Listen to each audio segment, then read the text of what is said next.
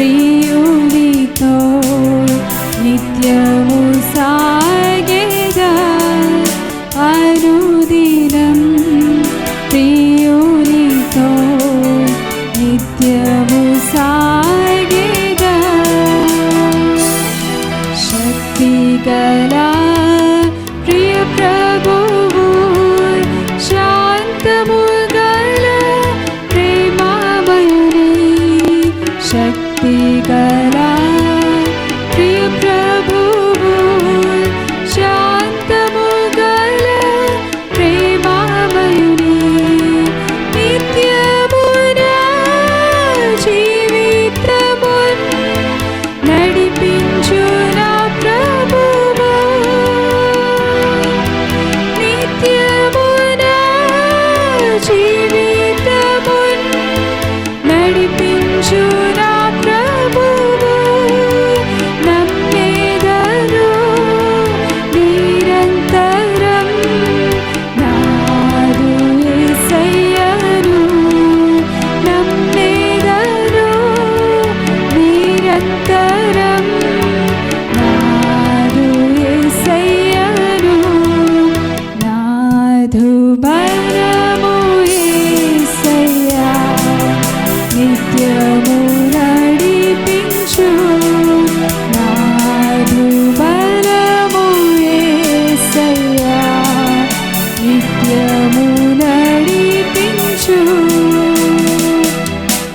అద్భుతము ఆయన ప్రేమ నమ్మిన వారిని విడువని ప్రేమ అద్భుతము ఆయన ప్రేమ నమ్మిన వారిని విడువని ప్రేమ ఈ భూమిలో ఆయన వలె ప్రేమ గల దేవుడెవరు ఈ భూమిలో ఆయన వలె ప్రేమ గల దేవుడెవరు నమ్మేదను నిరంతరం నాదు యేసయ్యను నమ్మేదను నిరంతరం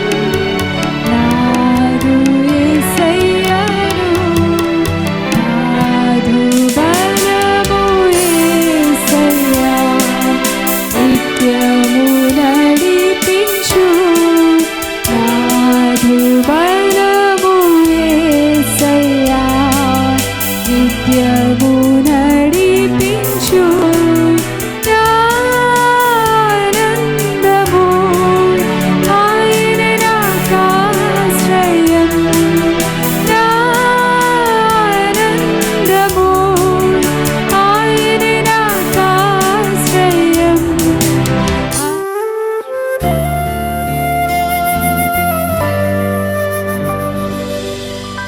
ఒకసారి టర్కీ ఎయిర్పోర్ట్లో నేను ఉన్నప్పుడు అక్కడ నాకు ఫ్లైట్ దరిదాపు 2 hours వెయిట్ చేయాల్సి వచ్చింది. ఆ టర్కీ ఎయిర్పోర్ట్లో నేను కూర్చున్నప్పుడు ఒకరు ఏడుస్తూ ఉన్నారు, ఒకరు ఓదార్పు ఇస్తూ ఉన్నారు.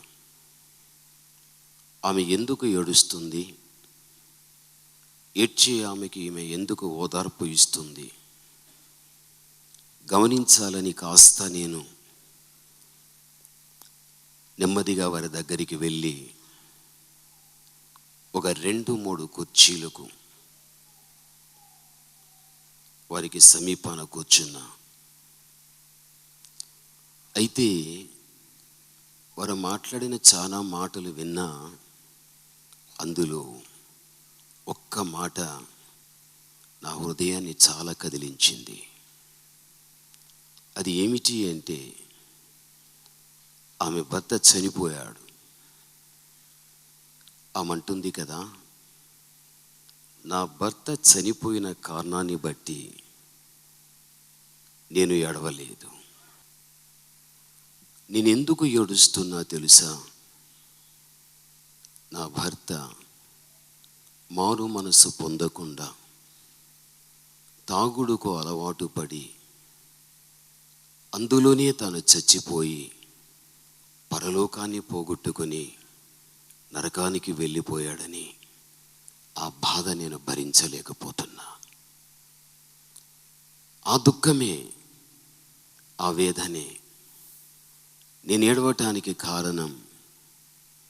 మరణించి నాకు ఎడబాటు అయిపోయాడని రవ్వంత బాధ నాకు లేదు. పాపములోనే బ్రతికి పాపములోనే చనిపోయి పరలోకాన్ని పోగొట్టుకొని నిత్య నరకాగ్నికి వెళ్ళిపోయాడే. మారు మనస్సు పొంది ఆత్మీయ జీవితాన్ని కాపాడుకుంటూ యేసయ్య రాకకు సిద్ధపడిన ఒక యోగ్యమైన జీవితం నాకుంది. నేను పరలోకములో ఉంటే తాను నరకములో ఉండడం, ఈ ఎడబాటును తట్టుకోలేక నేను ఏడుస్తున్నాను అని. ఆ మాట మనం వినగలిగితే నిజంగా మనకు ఎంత బాధ వేస్తుంది. ఈ రోజున నీ వ్యక్తిగత జీవితమైనా లేక నీ కుటుంబ వ్యవస్థ అయినా ఒకసారి మనం ఆలోచిద్దాం. మన కుటుంబపు యొక్క వ్యవస్థ కానీ, మన వ్యక్తిగత ఆత్మీయ జీవితం కానీ, ఏ దేవుని వాక్యాన్ని చదువుతున్నామో, ఏ వాక్యము ద్వారా మనం హెచ్చరిక పొందుతున్నామో దానికి న్యాయం చేస్తూ ఒక యోగ్యమైన జీవితాన్ని భూమి మీద మనము కలిగి ఆయన ఉన్నతమైన పిలుపు వస్తే పరలోకానికి వెళ్ళగలుగుతాను అనేటువంటి ఆలోచన మనము కలిగి బ్రతకడం చాలా మంచిది. ఈ రోజుల్లో అనేక మంది జీవితాలు చూస్తే నామకార్థకంగా జీవించడం నేర్చుకున్నారే కానీ ఆత్మీయంగా జీవించడం అనేది నేటి క్రైస్తవ సమాజంలో కనిపించడం లేదు. నామకార్థ క్రైస్తవులు లోకములో అనేకులైపోయారు. వారు ఎందుకు ఆలయానికి వెళుతున్నారు, వారు ఎందుకు వస్తున్నారు వారికే తెలియదు. అయితే బైబిల్ చెబుతుంది, పరిశుద్ధ గ్రంథంలో మనం గ్రహించవలసిన విషయం ఒకటి ఉంది. అది ఏంటి తెలుసా? బైబిల్ గ్రంథాన్ని తీసి చూద్దాం. నెహెమ్యా 8వ అధ్యాయాన్ని మనం చూద్దాం. 8, 9 వచనాలు మీరు చదవండి. జనులు అందరూ ధర్మశాస్త్రపు గ్రంథపు యొక్క మాటలు విని ఏడవ మొదలు పెట్టగా అధికారి అయిన నెహెమ్యా యాజకుడును శాస్త్రీయునగు ఇజ్రాయిలును జనులకు బోధించు లేవీయులను మీరు దుఃఖపడవద్దు, మీరు ఏడవవద్దు. చూడండి, దయచేసి కాస్త మనం జాగ్రత్తగా ఈ మాటలు మనం విందాం. ఇశ్రాయేలు యొక్క ప్రజలు మీలాగా ఒక మందగా ఉంటున్నారు. అక్కడ ధర్మశాస్త్రం చదివి వారికి వినిపింపబడుతూ ఉంది. చదివే వాక్యాన్ని అర్థవంతంగా వారికి విడమరిచి వారి అంతరంగానికి అర్థమయ్యే రీతిగా ప్రజలందరూ కూడా అక్కడ బోధింపబడుతూ ఉన్నారు. అంతే. ఇది జరుగుతూ ఉన్న సందర్భములో ఇశ్రాయేలుల సర్వసమాజము ఏకమై అందరూ ఏడవటానికి మొదలుపెట్టారు. అందరూ ఏడుస్తూ ఉన్నారు. అసలుకి అక్కడ వారు ఎందుకు ఏడ్చారు? ఎవరైనా వారిని తిట్టారా? ఎవరైనా వారిని కొట్టారా? లేక దుఃఖపడే విషయాలు ఏదైనా వారి మధ్యన జరిగిందా? అసలే. ఎందుకు వారు ఏడుస్తున్నారు? చదవడమే అక్కడ. చదివిన దానిలో ఉన్న పరమార్థికమైన అర్థం వారి మనస్సుకు గ్రహింపు కలిగేటట్టుగా అర్థవంతంగా వారికి బోధింపబడుతూ ఉంది. ఇంతే. అందరూ ఏడుస్తూ ఉన్నారు. వెంటనే నెహమ్యా వెళ్ళాడు, ఏడవకండి. ఇజ్రా వెళ్ళాడు, ఏడవకండి. లేవీలు వెళ్ళారు, ఏడవకండి. ఒకరి తర్వాత ఒకరు ఓదార్పుతో కూడిన మాటలు చెప్పిన ఇజ్రాయేలు సర్వ సమాజము ఏకకంఠంతో వారు ఆ స్థలములో ఏడ్చేస్తూ ఉన్నారు. అయ్యా, ఎందుకు తెలుసా? అమ్మ, ఎందుకు వారు ఏడుస్తున్నారు తెలుసా? ఒక్కటే వారు ఏడవటానికి కారణం. అది ఏమిటి అంటే, ఏ వాక్యాన్ని వారైతే వింటూ ఉన్నారో ఆ వాక్యం వారిలో ఉన్న లోపాలన్నిటినీ బయటపెట్టాది.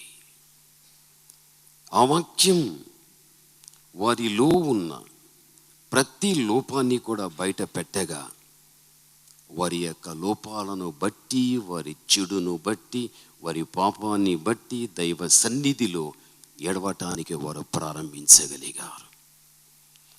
ఈరోజు నేటి క్రైస్తవ సమాజం వారికున్న సంఘాలకు వెళుతున్నారు, వస్తున్నారు, వాక్యం వారికి ప్రకటింపబడుతుంది. ఇటువంటి సభలు కూడా అనేక మంది వ్యక్తులు వస్తున్నారు, వెళుతూ ఉన్నారు, వాక్యం ప్రకటింపబడుతూ ఉంది. ప్రతి వ్యక్తి కూడా నేటి కాలంలో ప్రాధాన్యత వినటానికి ప్రాధాన్యత ఇస్తాడు, మనస్సు పెట్టి గ్రహించటానికి ప్రాధాన్యత ఇస్తాడు. ఒక్కదానికి ప్రాధాన్యత ఇవ్వడు. దేనికి ప్రాధాన్యత ఇవ్వడు? నేను ఏది వింటినో, ఏది గ్రహిstiనో దానికి నేను న్యాయం చేసి బ్రతకాలి, నేను దానికి లోబడాలి, ఆ వాక్యాన్ని బట్టి నేను జీవించాలి అనేది నేటి క్రైస్తవ సమాజంలో తక్కువైపోయాది. అందుకే ఈ రోజున క్రైస్తవ సమాజంలో నామకార్థ క్రైస్తవుల సంఖ్య పెరిగిపోయాది. నిజమైనటువంటి క్రైస్తవులు తగ్గిపోయారు.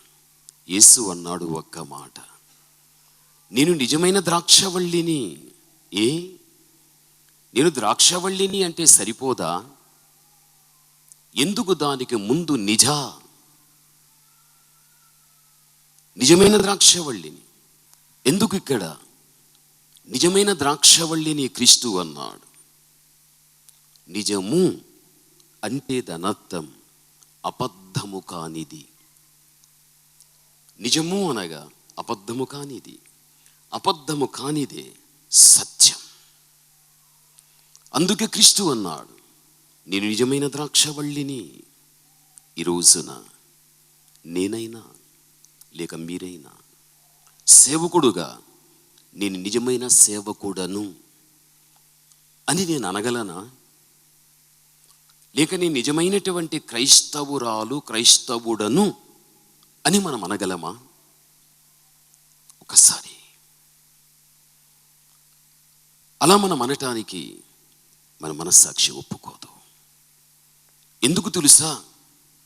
మన జీవితంలో ఇంకా ఎక్కడో వాక్యానికి, దేవునికి, మనసాక్షికి విరుద్ధమైనవి మన జీవితంలో ఇంకా ఎన్నో ఉన్నాయి.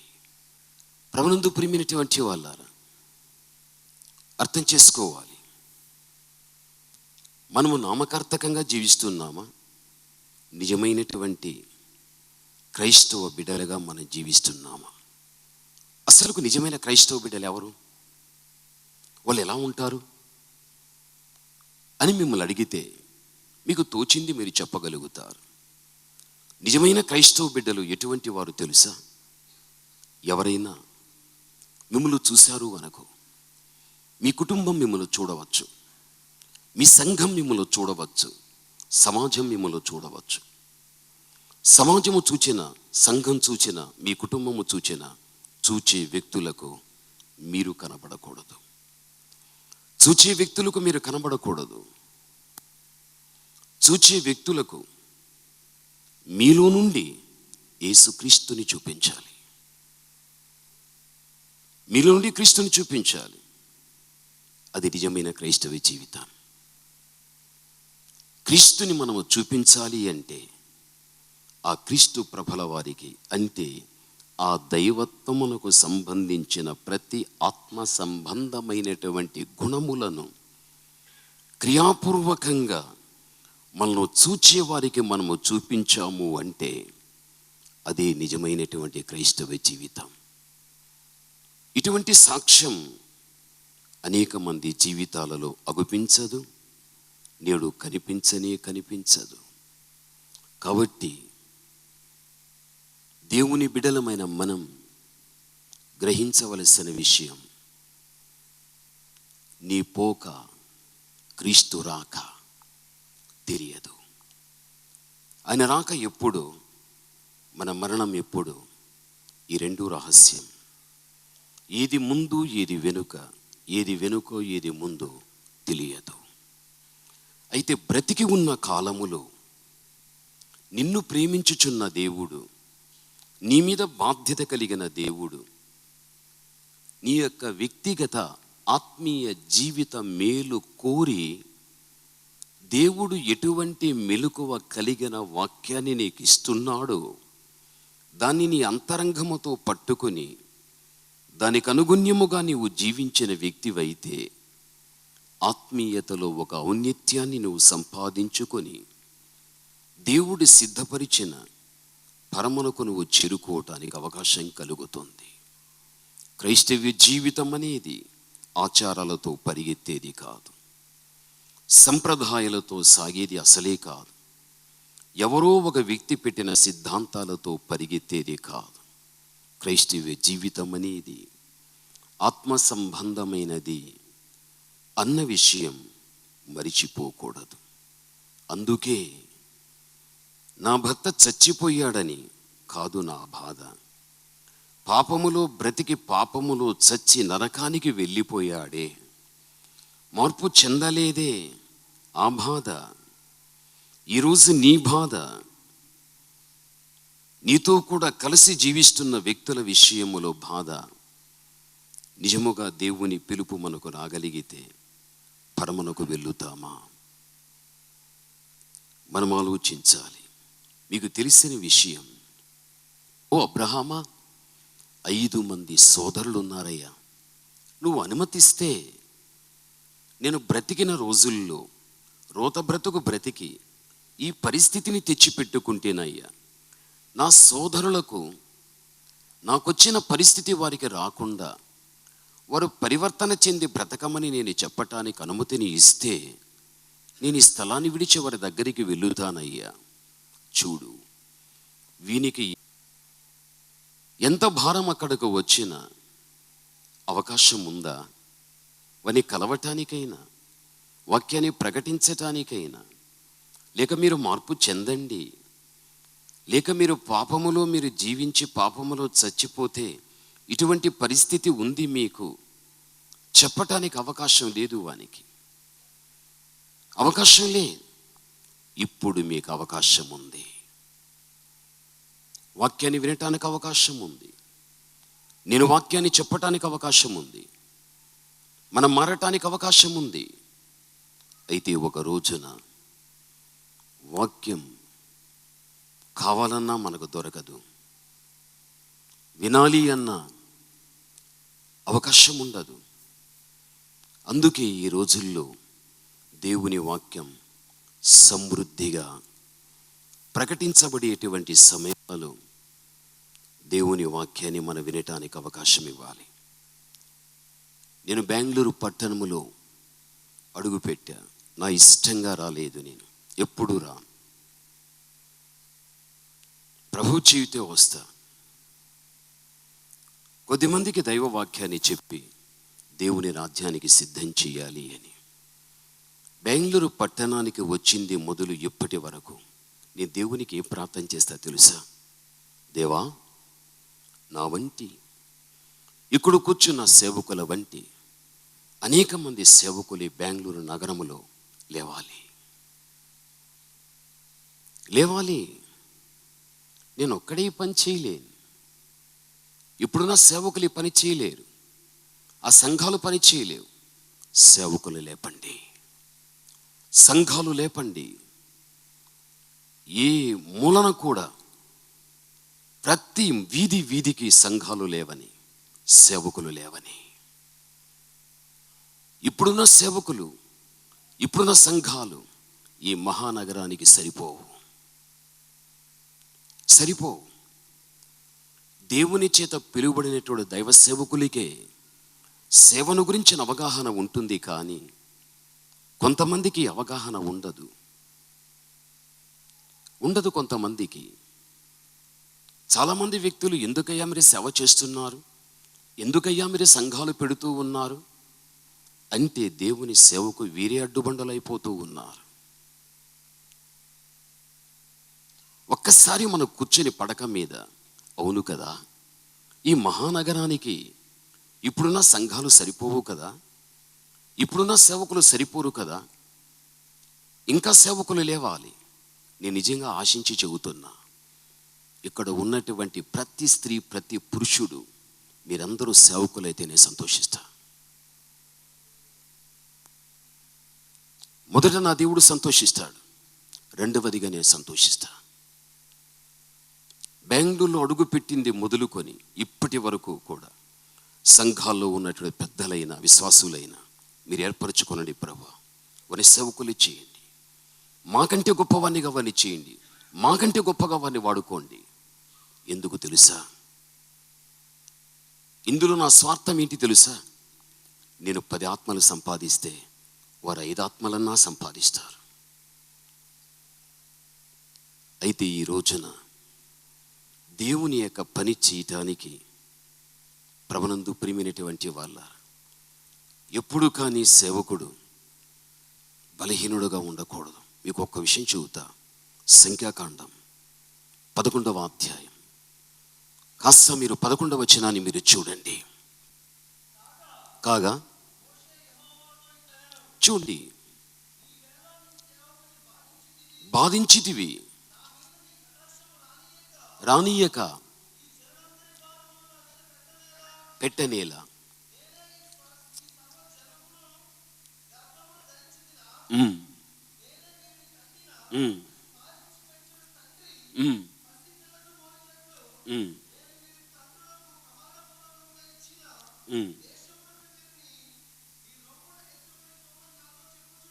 చాలు నాయన.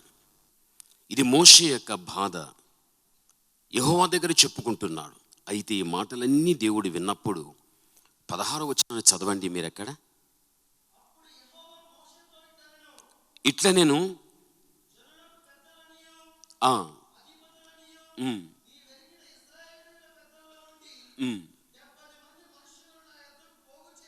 బాగా వినాలి, చూడండి. 70 మంది పెద్దలను సిద్ధం చేసి ప్రత్యక్షము గుడారము దగ్గరికి తీసుకుని రమ్ము. చదువు నాయన. నిలువబడవలెను, మాట్లాడేదను. ఈ మాట వినాలి, చూడండి. నీ మీద వచ్చిన ఆత్మలో, నీ మీద వచ్చినటువంటి ఆత్మలో పాలు వారి మీద ఉంచెదను. ఇక్కడ మనం అర్థం చేసుకోవాలి, మోషే మీద ఏముంది తల్లి? ఆత్మ ఉంది. మోషే ఏం చేశాడు? ఓ యెహోవా, నీ ప్రజలైన ఇశ్రాయేలులు నా భుజస్కంధముల మీద వారిని పెట్టుకొని వారిని భరించి నేను మోయలేనయ్యా, నా వలన కాదు. విసిగిపోయాడు అక్కడ. అయితే అలా చదువుకుంటూ వెళితే మోషే 2 సార్లు ఏమన్నాడు తెలుసా? నన్ను చంపేయి, నన్ను చంపేయి. రిపీట్ చేశాడు, నన్ను చంపేయి, నన్ను చంపేయి. చూడండి, వెంటనే దేవుడు చెప్పేశాడు, మోషే, నీలో ఉన్న ఆత్మ ఆ పాళ్ళలో 70 మందికి నేను ఇచ్చేస్తాను. ఈ మాట మీరు గమనించాలి. మోషేలో ఉన్నటువంటి ఆత్మ ఏదైతే ఉందో దానిలో పాలు ఎంతమందికి ఇస్తున్నాడు? 70 మందికి ఇచ్చాడు. ఇక్కడ మీరు గమనించాలి, తనలో ఉన్నటువంటి ఆత్మపాళ్లలో 70 మందికి వెళ్ళిపోతే అక్కడ మోషేలో ఆత్మ తగ్గినట్ల పెరిగినట్ల? మీకు అర్థం అవడానికి చెబుతా. నాలో ఇప్పుడు 100 పాళ్ళు ఉంది. దేవుని ఆత్మశక్తి, సేవాభారం ఎక్కువ ఉంది. దేవని చేయలేని తండ్రి, నా వల్ల కాదు.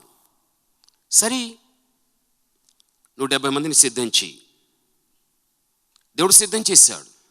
ఏ సేవ కూడా నీలో ఉన్నటువంటి ఆత్మశక్తిలో 70 పాళ్ళు నేను వాళ్ళకి ఇచ్చేస్తున్నా. ఇప్పుడు నాకెంత ఉంటుంది? 30 పాళ్ళు. తగ్గిందా ఎక్కిందా? తగ్గిపోయాది. మోషేలో తగ్గిపోయింది. తనలో ఉన్నటువంటి ఆత్మపాళ్లలో 70% వెళ్ళిపోతే 30% తగ్గిపోయాది. మనము దేవుని సేవకులం. ఈ మహానగరములో మనము సేవ చేయలేము. మన వలన కాదు, నా వలన కాదు తండ్రి అని మనం అనుకోవడం ద్వారా దేవుడు చూస్తాడు. కష్టపడి పని చేస్తాడని పని ఇస్తే వీడు చేయలేకపోతున్నాడే, మనలో ఉన్నటువంటి ఆత్మపాళ్లలో దేవుడు తీసి కష్టపడేవాడు ఎవడో వానికి చేస్తాడు. వానికిస్తే అప్పుడు వానిలో ఆ శక్తి ఏమైనట్లు? తగ్గిపోయాది. అందుకే ఈ రోజుల్లో చాలామంది సేవకులు వారు సేవ చెయ్యరు, చేసేవారిని కూడా చేయనివ్వరు. తప్పు అది.